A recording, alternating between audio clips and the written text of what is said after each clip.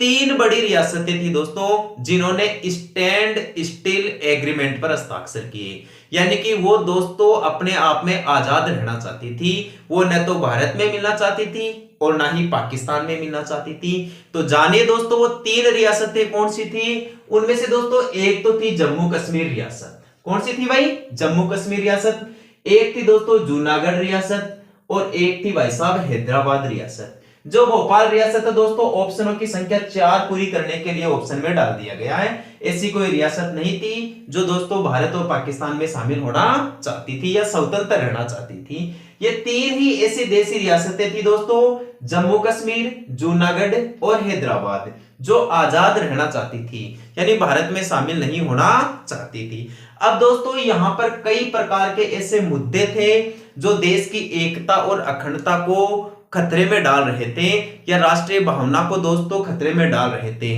तो भारत के उस समय के जो नेता थे, जो राष्ट्रीय नेता थे, या भारत के दोस्तों जो विषय विशेषज्ञ थे, या जैसे जैसे मान लीजिए दोस्तों जितने भी जो टैलेंटेड आदमी थे, उन्होंने ये विचार किया कि यदि इन रियासतों को अपन ने भारत में शामिल नहीं किया तो आने वाले समय में यही रियासतें दोस्तों दूसरी शक्तियों के साथ मिलकर भारत के लिए खतरा उत्पन्न कर सकती है।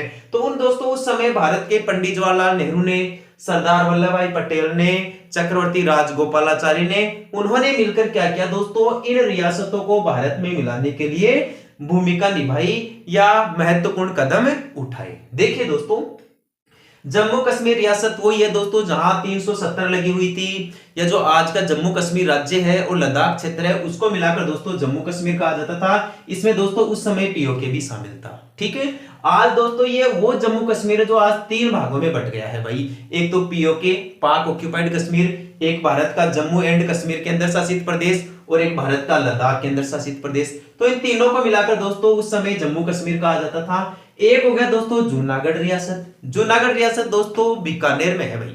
ये बीकानेर में जूनागढ़ रियासत अपने राजस्थान वाली है, लेकिन वो ये रियासत नहीं है दोस्तों जिसकी अपन बात कर रहे हैं। ये बीकानेर वाली नहीं, ये दोस्तों भारत के गुजरात राज्य की जूनागढ़ रियासत है। कौन से राज्य की है भाई? गुजरात राज्य की जूनागढ़ रियासत है।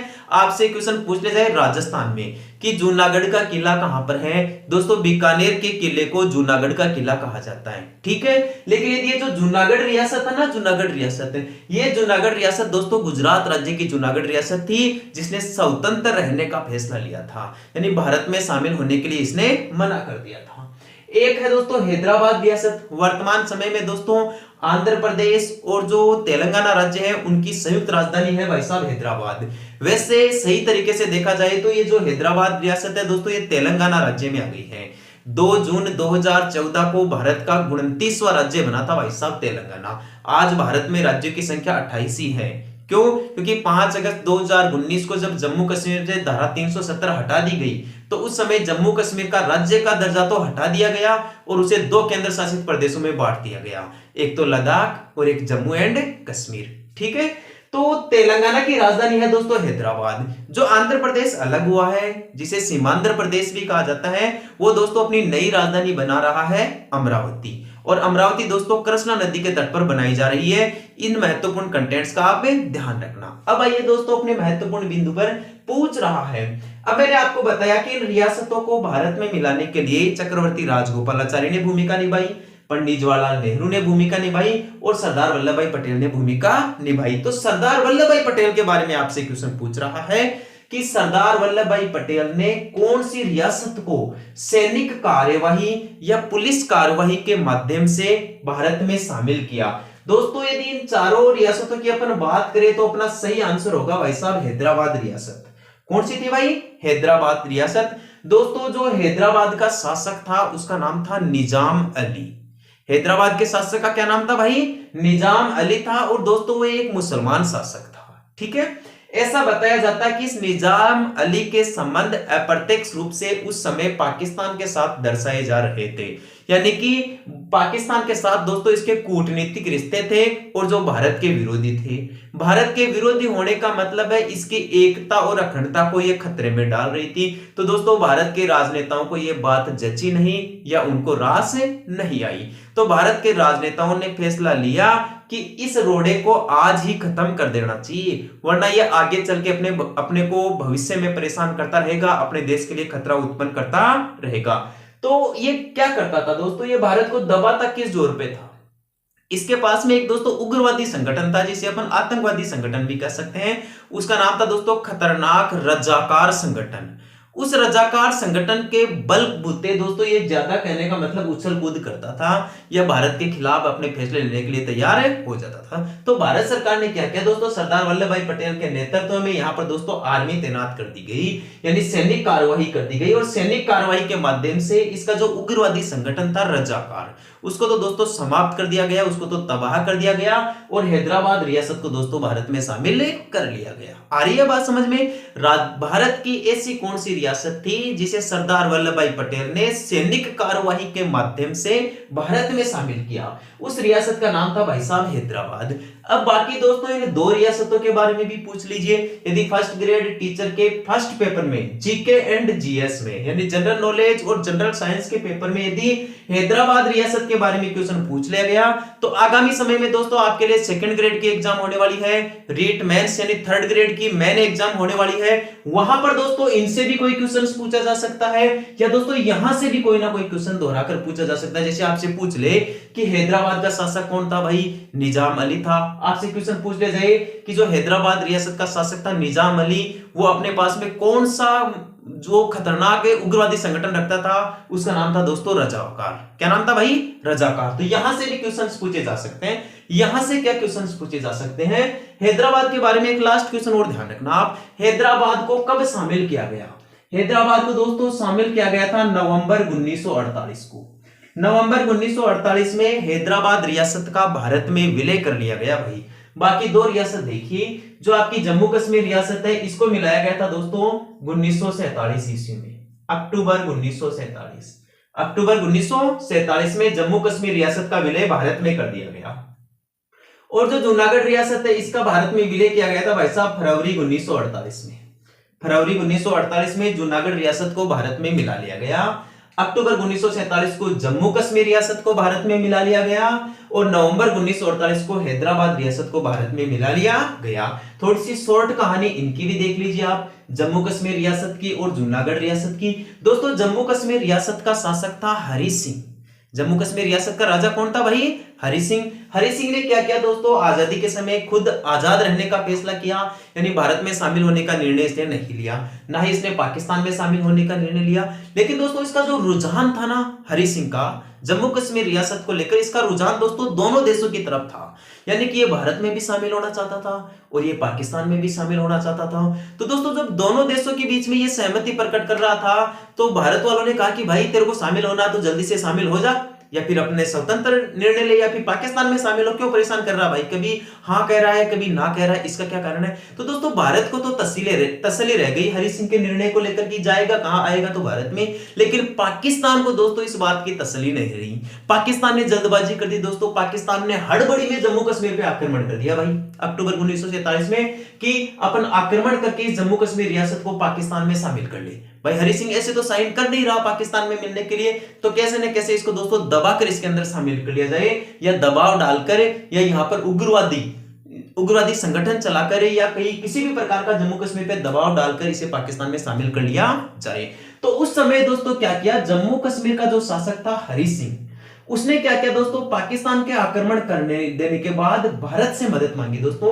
पंडित जवाहरलाल नेहरू, सरदार वल्लभ भाई पटेल, चक्रवर्ती राजगोपालाचारी, उस समय भारत का जो स्वतंत्र भारत का प्रथम भारतीय गवर्नर जनरल थे भाई साहब चक्रवर्ती राजगोपालाचारी, जिन्हें राजा जी के नाम से भी जाना जाता है। और यदि आपसे क्वेश्चन पूछ ले कि स्वतंत्र भारत के प्रथम ब्रिटिश गवर्नर जनरल कौन थे दोस्तों, लॉर्ड माउंटबेटन थे। कौन थे भाई, लॉर्ड माउंटबेटन। तो लॉर्ड माउंटबेटन के विचार भी दोस्तों भारत के हित में थे, यानी वो भी जम्मू कश्मीर रियासत को भारत में ही शामिल करवाना चाहते थे। तो जब भी दोस्तों हरि सिंह ने इनसे मदद मांगी, तो भारतीयों ने कहा भाई, पंडित जवाहरलाल नेहरू ने कहा भाई ले ये लिफाफा है, साइन कर इसके ऊपर पहले कि मैं विलय पत्र पर हस्ताक्षर करता हूं कि मैं भारत का हिस्सा हूं। भाई वो प्रूफ देगा हरि सिंह, तभी तो जम्मू कश्मीर रियासत के लिए मदद भेजेगा भारत वहां पर। यदि ये भारत का है नहीं, तो भाई साहब भारत पाकिस्तान से क्यों दुश्मनी मोल ले भाई, क्यों उसके साथ युद्ध करें। तब जाकर दोस्तों जम्मू कश्मीर के शासक हरि सिंह ने भारत के विलय पत्र पर हस्ताक्षर किए और इसी के साथ दोस्तों ये जम्मू कश्मीर रियासत भारत में शामिल कर दी गई। दोस्तों बाद में भारत की सेना और पाकिस्तान की सेना के बीच में जम्मू कश्मीर राज्य को लेकर 1947-48 में दोस्तों युद्ध हुआ और उस युद्ध का परिणाम ये हुआ दोस्तों, जम्मू कश्मीर राज्य बट गया भाई, जम्मू कश्मीर राज्य बट गया। जम्मू कश्मीर राज्य और जो पीओके है दोस्तों, पाकिस्तान ने जिस पे अधिकार किया 1947-48 में, तो पाकिस्तान वाले को तो कहते हैं दोस्तों पीओके, पाक अधिकृत कश्मीर या पाक ऑक्यूपाइड कश्मीर, और जो भारत के अधिकार क्षेत्र में रह गया दोस्तों जम्मू कश्मीर, इसे दोस्तों भारत का जम्मू कश्मीर राज्य बना दिया गया। ठीक है दोस्तों, अब ये दोस्तों ऐसा हुआ क्यों, बटा क्यों भाई? या तो भारत की सेना को आगे बढ़ना चाहिए ताकि पूरा जम्मू कश्मीर भारत में शामिल कर लिया जाए, या फिर दोस्तों पाकिस्तान की सेना को भारत की तरफ बढ़ना चाहिए था कि पूरा कश्मीर पाकिस्तान की तरफ चला जाए। लेकिन ये बीच में क्यों अटक गए, इसका क्या कारण था? क्योंकि दोस्तों उस समय जब 1947 से जस्ट थोड़े दिन पहले ही 24 अक्टूबर 1945 में संयुक्त राष्ट्र संघ की नई स्थापना हुई थी भाई साहब। तो संयुक्त राष्ट्र संघ का प्रारंभ में दोस्तों लोगों का विश्वास भी ज्यादा था, दुनिया के देशों का विश्वास ज्यादा था कि वो दुनिया में शांति स्थापित करेगा, दुनिया को सुरक्षा प्रदान करेगा। अरे ये बात समझ में, तो यही उम्मीद लेकर दोस्तों भारत के नेता और पाकिस्तान के नेता चले गए भाई साहब संयुक्त राष्ट्र संघ में, और वहां पर कहा गया कि भाई जम्मू कश्मीर का विवाद सुलझाया जाए।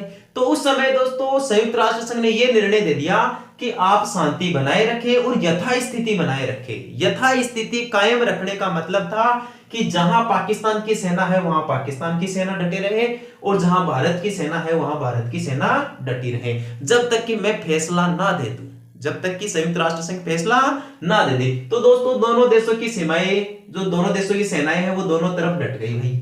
तो एक तरफ पीओके बन गया, एक तरफ भारत का जम्मू कश्मीर राज्य हो गया, और बीच में बन गई दोस्तों एलएसी यानी लाइन ऑफ कंट्रोल बन गई, एलओसी। ठीक है, आ रही है बात समझ में? और दोस्तों ये मुद्दा आज तक नहीं सुलझा भाई। आज तक भारत उम्मीद लगाए बैठा है संयुक्त राष्ट्र संघ से कि वो इस जम्मू कश्मीर विवाद को सुलझा दे, और इस जम्मू कश्मीर विवाद के कारण दोस्तों भारत और पाकिस्तान के बीच में अनेक युद्ध भी हो गए हैं, अनेक छोटी मोटी लड़ाइयां हो गई है, अनेक नदी जल विवाद भी हो गए हैं। आ रही है बात समझ में? और दोस्तों कई बार मतलब कि जो उग्रवादी संगठन है पाकिस्तान की तरफ से दोस्तों वो इसी क्षेत्र से भारत के अंदर प्रवेश करते रहते हैं। तो यदि आपसे पूछ लिया जाए जम्मू कश्मीर रियासत को भारत में विलय किया गया, किस आधार पर किया गया दोस्तों? विलय पत्र पे हस्ताक्षर करके। यहाँ के राजा हरि सिंह ने विलय पत्र पे हस्ताक्षर करके जम्मू कश्मीर रियासत को दोस्तों भारत में मिला दिया। और कब मिला दिया भाई? अक्टूबर 1947। पूछ लिया जाएगा दोस्तों कौन सी रियासत को जनमत संग्रह के आधार पर मिलाया गया?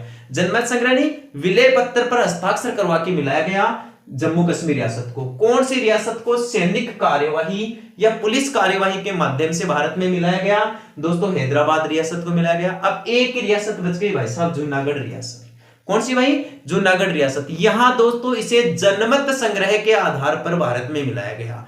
जनमत संग्रह का मतलब है यहां पर दोस्तों लोगों की राय जानी गई कि लोग क्या चाहते हैं। यहाँ का जो शासक था वो तो दोस्तों ऐसा चाहता था कि मैं इस जूनागढ़ रियासत को पाकिस्तान में मिला दूं या पाकिस्तान देश में शामिल करवा दूं, लेकिन यहाँ की जनता की राय अलग ही थी दोस्तों। तो शासक और जनता दोनों के बीच में जब भारत सरकार के नेताओं को मतभेद दिखा तो भारत सरकार के नेताओं ने दोस्तों यहाँ पर वोटिंग करवा दी, चुनाव करवा दिए कि भाई ऐसे व्यक्ति वोट डाले जो भारत के पक्ष में है और जो पाकिस्तान के पक्ष में है।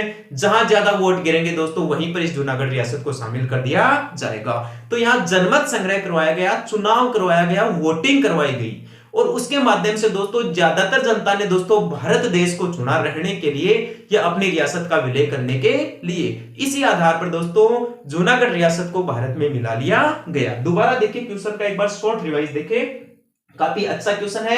अनेक प्रकार के क्वेश्चन मैंने आपको यहां पर सोल्व करवा दिए गए हैं ताकि फ्यूचर में यदि इन रियासतों से कोई भी क्वेश्चन आपकी कंपटीशन एग्जाम में आए, किसी भी कंपटीशन एग्जाम में आए, चाहे एलडीसी के एग्जाम में आए, किसी भी टीचर की ग्रेड में आए, फर्स्ट सेकंड और थर्ड, दोस्तों इसी में से कोई भी क्वेश्चन आ जाएगा। ठीक है, इसलिए दोस्तों मैंने सारी डिटेल्स आपको पढ़ा दी है ताकि आगे कभी भी भविष्य में आपके किसी प्रकार की कोई दिक्कत ना आए। पूछ रहा है सरदार पटेल ने पुलिस कार्रवाई के आधार पर कौन सी रियासत को भारत में मिलाया? हैदराबाद रियासत को नवंबर 1948 में। जनमत संग्रह के आधार पर फरवरी 1948 में जूनागढ़ रियासत को मिलाया गया, और अक्टूबर 1947 में जम्मू कश्मीर रियासत को विलय पत्र पर हस्ताक्षर करवा के भारत में मिलाया गया। भोपाल का ऐसा कोई ज्यादा मैटर बनता है नहीं दोस्तों कि यह आजाद रहने वाली रियासत थी या इसने भी दोस्तों भारत को तंग किया था एकीकरण के समय।